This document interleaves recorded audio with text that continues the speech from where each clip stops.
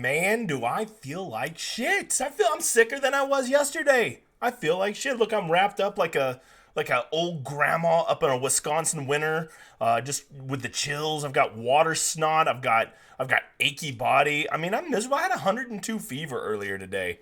Fuck me. And then you factor in Luxac and Xander with like 3 strokes gained with a putter. What a kick in the nuts. But you know what? It's going to take a little bit more than some stupid COVID and some stupid Xander to break my spirit and not have me back here for the Showdown Hoedown. It's round 4. This is the biggest edge we have, and you know we're gonna get after him today. I could be on my dying words. I could be on my deathbed. My dying words would be fade Xander tomorrow, and then I would pass out and die. That's what I would do. That's how I roll. That's how dedicated to the cause I am. So know that I do that for you. For all of you that don't know, I'm the Degenerate 75. I'm a high limit PGA DFS player who is particularly good at Showdown. So I've made a show called the Showdown Hoedown. That's what we're doing here. We're going to talk about the Showdown slate tomorrow.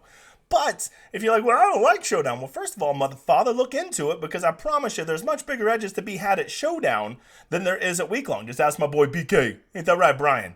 And like, we also do some prize pick stuff. No one watches my shows. It only gets like half or a third of the views of this, but like, we do pretty well over there too.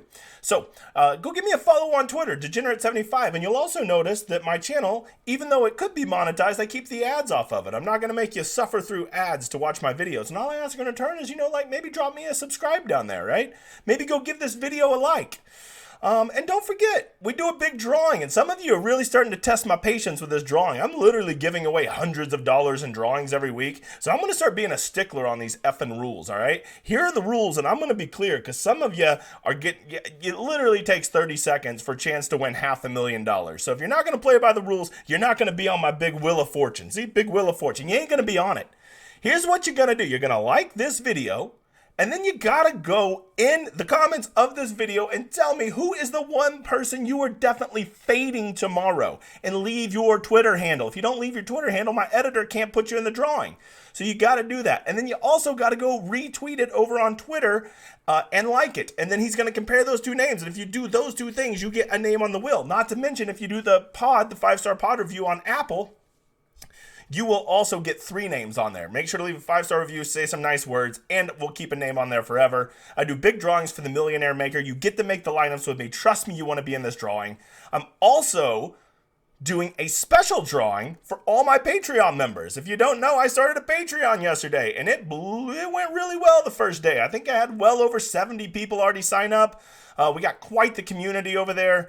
I basically take stuff from the Showdown Hoedown and my prize picks, and I just go much more in depth. I make private videos for them, telling them my in-depth analysis of the picks I'm playing and why I'm playing them, the fades I'm playing. I'm going to give them my full ownership projections instead of just the top guys, break down good chalk, bad chalk, give them my full model results.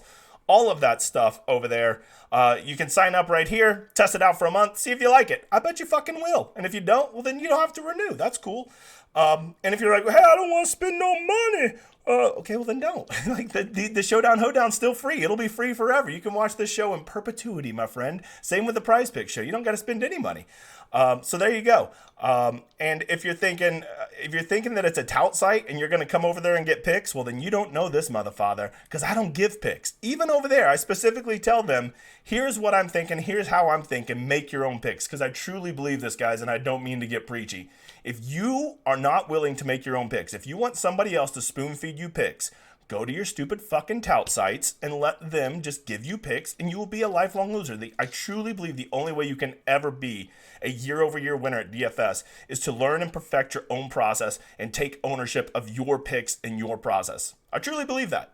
That's why so few people can do it, and everybody just wants to try to buy the answer, and it can't be done. I'm trying to teach people how to fish. I'm not going to give you a fucking fish. So if you're looking for the fish, go to somewhere else. There you go. I'm just trying to save you some time. So anyways, the link for that is in the description. Come sign up. We have a cool community. We do a lot of bullshitting, a lot of good rumors going on in there, a lot of theory plays. It's a really sharp community. You know, if they're listening to me, they're not stupid. You know it, motherfather. So, just to be clear, we do the show every Friday and Saturday night. We also have our big Wednesday night stream coming up, the week-long stream for the Open coming up. I still haven't set a time for that, but if you are not there, don't you ever talk to me again. Because this is our last ginormous tournament of the year, and we have got to have all the answers for the wind, for the chalk, for everything that we need to analyze, all the Q&A, all the sneaky plays. So you better be there, you better be in the Q&A, and you better be getting after it, because it's a huge tournament, and there's huge prizes, and I'd like to win huge amounts of money. So that's what we're doing. All right. Let's see. By the way, let me give a quick shout out to my friends over at Fantasy National. So you go over here, and I love to use their site because I've been using it for like 6 years, and I want to use strokes gained because I can mark the players that I want to talk about, but it says no strokes gained data available. Well, that's funny because I fucking see it right there on the PGA Tour app. They have shot link on there because it's a PGA co-sponsored event, and they got it right over here on Data Golf. Yet you can't fucking figure it out. Okay, whatever. I'm used to this. But then it's, I've got the COVID, and it's like midnight last night, and I'm sick, and I do not want to hand make 100 lineups, so I go to use their lineup generator, and you know what? They just straight up, Thurston Lawrence, who is in my player pool, just isn't on there. They don't have him in the player pool, even though he's clearly in there. Like, he was 6,600 yesterday, 7,100 today, and he's just not on there. Look, if you don't believe me, look, he's not on here. Where you at, buddy? Where you at? 7,100, I don't see you. Oh, now they put him on there. Right now, they put him on there. He was not there yesterday, and now he's there for round 4. So I guess they went and added a whole bunch of people now that I talk shit. Fucking Fantasy National. Okay, good. Well, let's see if I can... I wonder if I can actually... Anyways, I digress. Forgive me. Let's get going here. First thing to talk about today. Weather. I told you things I got right yesterday. I got a lot of things right. I said that the morning would play easier than the afternoon, and it played about 0.3 of a shot easier, right? But that's a little misleading because the morning guys, I don't know how to tell you this, they're not the guys playing the best this week. The afternoon guys are playing the best. That's why they're the fucking leaders, right? And if they're playing better and they still shot 0.3 of a stroke higher, that's really probably closer to 3/4 to a full stroke when you just factor in the quality of player that was playing in the afternoon versus in the morning. So really, there was a pretty big difference in how the course played today. The course was super gettable this morning. Targeting those early guys was the play. That was, that was the right play. Targeting guys in the easiest scoring conditions. I don't give picks here, but I did give one play yesterday. Who was it? The absolute fucking nuts play, Max Homa. You're welcome. And the one guy I faded, Xander Schauffele, for all of you that are sitting there beating the drums, ha ha ha, don't play Xander. Okay, 2 things on that. First of all, I didn't say you don't play Xander. I said I'm not playing Xander because I got to beat 12,000 people in a GPP. And if I can knock out 50% of those people by simply fading one dude, my guys don't have to do shit. My guys could just wake up in the morning and 50% of the lineups could be dead if Xander goes out and shoots a 3 over today. How could you not take that? Now, for all of you that did play Xander, you had to have him go smash, and then you still had to go beat 6,000 or 7,000 other people who also had Xander. That's just not good strategy. It's just not. I mean, yeah, he ended up being in the optimal today, but I guess you just had to be sharp enough to know to just take Xander and not eat that other chalk up there. So if you did that, good for you. I was pretty content fading Fitz and Xander, and it worked out 50% well. And I played Spieth and I played Homa. Those were my top 2 plays today, and they both scored better than him, but you kind of needed all 3 of them, so fuck me. But that's okay. I'm still up a whole bunch of money from last weekend, so we could burn through a little bit today. Let's move on to some weather. Tomorrow looks kind of weird. We're actually getting the opposite of what we got today. It looks like it's going to be the gustiest in the morning, and it's going to kind of simmer down throughout the day, but really it looks pretty insignificant as far as how much it's going to move around. I would say it's going to be pretty steady all day. So I would bet the course plays relatively about the same all day. I would guess the Goldilocks zone are going to be these guys going out. Look at this. I'm sweating because of my fever. Please forgive me. I would say the Goldilocks zone is going to be those guys going out around 10 a.m. local time to probably about noon. So those guys probably in the, middle range, not the guys going out early. They're going to be in some gustier conditions. And the guys going out late, we've already seen the course tends to dry out in the afternoon. So I don't love them. Plus, me, I just don't play leaders, motherfather. So there's that. But we are adults. We're going to check more than one site. Let's see. What do we got here? Tomorrow, they have it about the same. They not really high winds, according to the Weather Channel. I've heard they do weather 13 miles an hour, and then they have it getting down to 10 in the afternoon. So pretty much they're telling the same thing. Just Weather Channel has it a little less severe than the Wind Finder does. So I think it will be pretty scoreable. The course did, on the whole, play 0.63, which is even easier than I thought it would play. I thought it would play about a shot and a half over par today. It only played 0.63 over par, whereas the other days we were talking like a full 2 shots. So I think looking at round 3 stats is going to give us a much better idea of who's going to play well tomorrow. Because it's going to be stats that are going to be relative, not just because it's the most recent round, but because it will be the scoring conditions that will be most comparable to any of the 3 rounds we've seen. So I will be looking largely at round 3 scoring. Speaking of which, let's just jump right into it. We don't keep these videos very long, especially when I'm sickly as fuck and just want to go crawl in bed and die. So, who's going to be the chalkiest tomorrow? Well, that's a really easy question. Xander Schauffele will probably come in. I was guessing 60%, but maybe with those 2 bogeys there at the end, you know, when his luck sack putter finally ran out of juice. Forgive me, this is brought to you by Topo Chico. Hit me up, guys. Xander will probably be 50 to 55% owned, I would guess now. You know, I hate the $20 contest tomorrow. No chance, or $25 contest. It sucks. No chance I'm playing in it. I'll play in some high dollar stuff. And I bet Xander probably pushes 60 or 70% in those because they're all kind of wieners up there. And they just like play the most passive lineups ever. Spieth will be super popular, coming off of a good round, gonna be expensive, and he's already starting T3 with those imaginary fake position points. I would imagine he'll be every bit of 35 to 40%. Rafa will probably be 15 to 20%, and for a player that sucks that bad, that is donkey-ass chalk. I don't care if he's in second place. People are gonna want that salary relief. Excuse me, that's the Topo Chico talking right there. Max Homa coming off a great round today. You know, just like I told you, he will be chalky. Not crazy chalk. I'm guessing 25, 30%. And then basically you just got to go down and look at big names. Fleetwood will be popular coming off a decent round. Any big names today really kill it. So we got Xander, Spieth, Homa, Fleetwood. Cam Smith might get a little bit. Patrick Cantlay may get a little bit. I actually think Jon Rahm is not going to be very popular at all. Which is crazy because, you know, he's still, the number 2 player in the world. So these are names to consider. Things that I will be looking at, things I want to see. First of all, who killed it in approach today? My boy Russell Knox.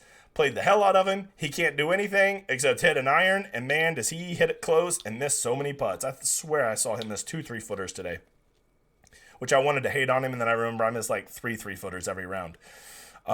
Alexander Bjork, great approach today. But let me warn you, playing a guy like that, he's top 10.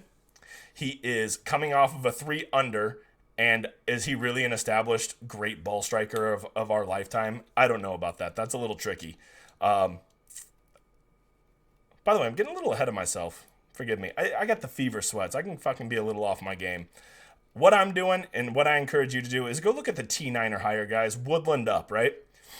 And go look at those guys and really determine. You're going to have to play some of these guys. You got to. I think it's silly not to play any of them. To completely fade them all, I would really only do that at a birdie fest. And I think we all agree that tomorrow will not be a birdie fest. So what I would do is I would specifically pick 2 or 3. Maybe, I guess if you're doing 150 lineups, you probably pick 4 of them. But really make your stands up here, right? If you love Ryan Palmer, that's cool. Fucking, you know, love some Ryan Palmer. And make him one of the 3 guys you play up there. But like, don't start your lineups off Xander, Rafa, Spieth, Jordan Smith. I mean, that's just so dumb. Like, you're going to be playing the exact same lineups as everybody else. You don't want to do that. Pick a handful of guys up here. Hope that you get some guys that are charging. Hope that you pick the guys at the top that move up. And then just basically hope the course kind of is carnage for everybody else. That's what you need to do. I really encourage you to do that. Don't play more than 2 to 3 guys up here unless you're max entering, which most of you that watch this are not max entering. Then you can play 4 of them. There you go. I don't care which ones you play. Play Xander. I played Poston last week when I finished 4th in the 555. He was the leader. You know, I had that much salary left. I was like, fuck it, let's do it. You know, but he was literally the only guy in the top 10 I played. I just thought he was going to win, so I played him. So there. That would be my advice there. Back to guys you could possibly look at. Kuchar coming off a great round with approach and putting. You know, really his round might be disguised how well it was when he took that double, I think, on 17. Or he had a really great round going. All over my boy Troy Merritt. I have played so much of him today. Alex Smalley, Spieth, Noren. These are all good guys to consider. The other one I really want to look at, did anybody just shit the bed around the greens today? Where like they were actually would have had a good round or a decent round had they not just killed themselves around the green. First one that really sticks out to me is old Sam Burns. Why do I care about this? Well, new guy, let me tell you, because around the greens can be so, like, if they have one good round, one really good showdown round, they're going to be hitting their greens and regulations, and they're going to have tons of birdie putts. And I don't care about them getting up and down or having one bad round doing that. So that is a stat I can overlook, especially with a guy like Sam Burns, who was actually ball striking very well today and just forgot how to chip. I can live with that. Then there's a guy like Justin Rose who was horrific around the greens today, but he was literally horrific at everything, so that you can't read too much into that. Who's somebody else? Here's a good one. Andre Arnas from España. Notice, good ball striking today, horrific around the greens. Russell Knox, poor around the greens, amazing approach. Thurston Lawrence, who magically is on Fantasy National now. Maybe they heard me bitching. Great ball striking, terrible around the greens and putting. Those things are the easiest for one round to flip around. Guys aren't going to figure out their driver and iron overnight usually, but they could hit a whole bunch of greens in regulation and just completely cancel out their around the greens, and we all know putters can flip round to round. We all know that more than anything. Here's a really good one. Damn. Maybe I should give, if you're wondering, I'm going to stop giving so many picks away, because I literally tipped the nuts yesterday. And, now that I got people that actually pay for my time and my effort, I'm going to start giving my Patreon a little bit more of the goods. I shouldn't have gave Homa to everybody. Okay. Here's one more. Last one for you. Wyndham Clark. Look at that ball striking, and then he killed himself putting it around the green. One more to consider, right? Last thing you could look at, did anybody just really shit the bed putting today? Maybe this is a good one to... here's a good one. Bounce back. So go sort up here and go look for guys' total shots lost today. Matthew Fitzpatrick, if he doesn't just reek of amazing bounce back, I don't know who does. Tringali seems like a good bounce back candidate, but there's that whole middle ground where he fucking sucks. Rasmus Højgaard is a great bounce back candidate. Dean Burmeister, I'm not going to say is a great bounce back candidate. Can't do it, Bob. Joaquin Neiman is a tremendous bounce-back candidate. Basically, I'm just looking for guys that spun their wheels today, and that's going to naturally just keep people off of them because people just want to think, oh, they played good yesterday, they'll play good tomorrow. Okay, I mean, yeah, that might work, but it also might not. What I see is, they played poorly today, they will be lower owned tomorrow. And really, if you want to know the game of Showdown, in an 18-hole high-variant sport like golf, ownership is king. And if I can have a superior talent at half of the ownership of somebody that's the same talent as them, give me that all day. And I just have incredible leverage. And that's all I'm doing, right? I'm not like this magic Nostradamus that just like, I know who's going to win the golf tournaments all the time. No, I just assume most of the people I'm playing are fucking stupid and just go against what they're doing. It's a pretty simple game, honestly. Remember, don't make picks. Play the game. All right, one last thing to look at here. Round 4 scores. I did not see a whole lot that really stood out that aren't guys you would expect. Corey Connors and Keith Mitchell are good, but they're really far back. You'd have to really be invested in them to think that they're going to get up there and make any real difference tomorrow. Matthew Fitzpatrick's high up there, Homa, but these are all guys we would expect. Junyoung Kim is in the top 10, but he's also only had 3 rounds, so you got to know what's kind of loud, noisy stats. Same with Rasmus Højgaard. Some guys that maybe you could get interested in that pick up around a stroke per round 4 would be Bez, Noren, Rose, Dietrich. And Dietrich could bounce back. He kind of spun his wheels today. Something to consider there. Let's see. One guy, I guess I'll still do this. One guy that I am definitely not playing tomorrow. Well, I'm going to go down on this motherfather ship. I am not playing Xander Schauffele.